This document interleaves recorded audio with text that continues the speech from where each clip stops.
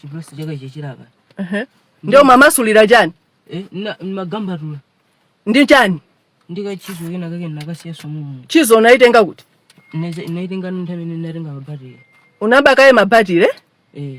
Ndikuzalo wano munomo. Ndikuyama chizula galimoto yosei.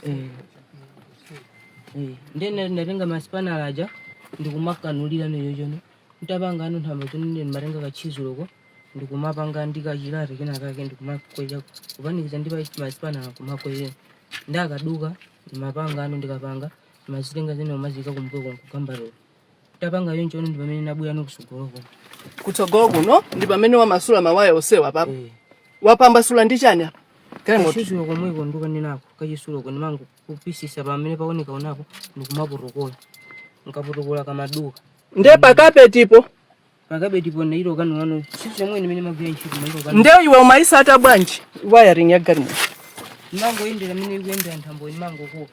Ni imakhandi maplastic romwana apinira pasiko kulisha mari ko ende mango carbon.